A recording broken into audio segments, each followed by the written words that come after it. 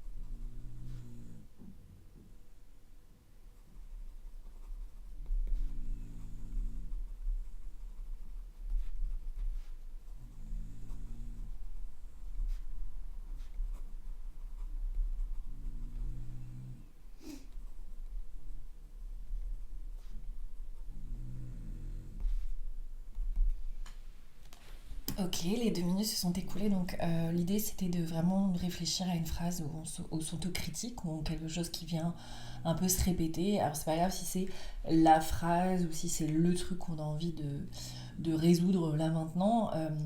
L'idée c'était vraiment de voir les phrases et les mots qui déroulaient avec l'écriture et voir si toi par exemple t'as trouvé une phrase ou en tout cas quelque chose qui est ressorti de ça. Et tu peux peut-être en garder simplement une. Euh, L'idée c'était de voir en fait finalement peut-être quelle est la phrase qui te crée le plus d'inconfort. Euh, Tu peux être attentif à tes sensations là maintenant, de voir ce que tu as écrit et voir s'il y a une phrase qui ressort un peu, comme s'il y avait une phrase qui, en la relisant, je sais pas, peut-être moi, tu vois, en relisant mes phrases, que je vais pas forcément te partager ici, mais il y en a une qui particulièrement me crée une mini tension un peu dans l'estomac, de l'ordre de 1 ou 2%, hein, quelque chose de à peine perceptible. Mais je me dis, celle-là, elle me fait coincer un peu. Donc je vais la prendre en fait, je vais l'entourer. Et regarde si toi, il y en a une qui peut ressortir par rapport aux autres.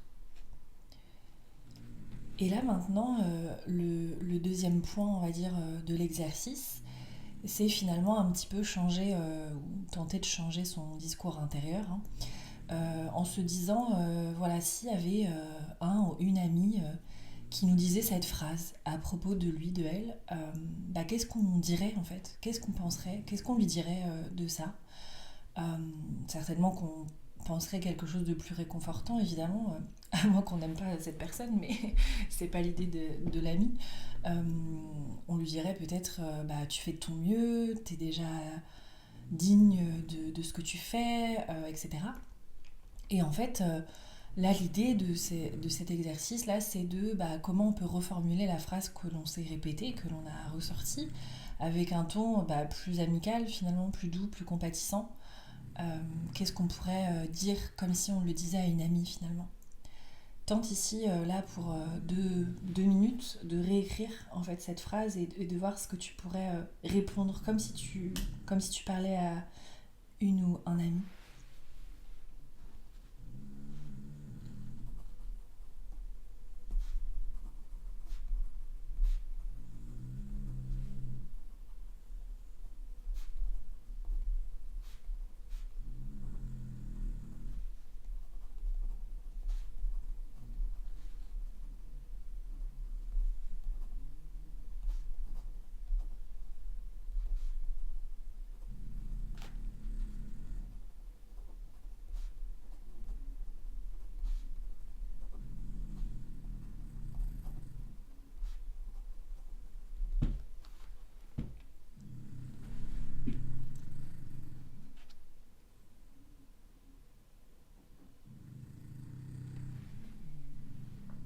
Encore quelques secondes.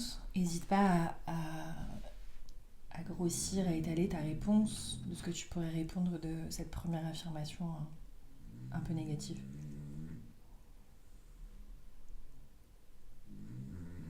Et je précise ici que les ronflements en fond de Pluton fait partie de l'expérience.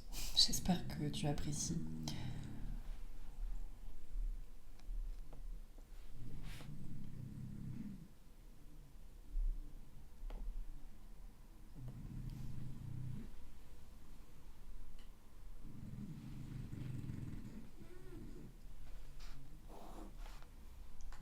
Ok, les 2 minutes se sont écoulées.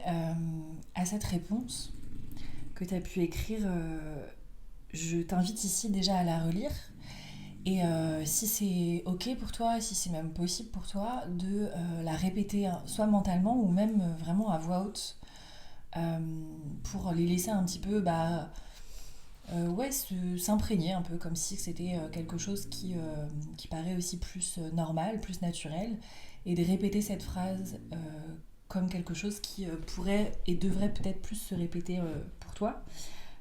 Donc prends là juste quelques secondes pour la relire, soit mentalement ou la dire carrément à voix haute. Je vais le faire aussi mentalement.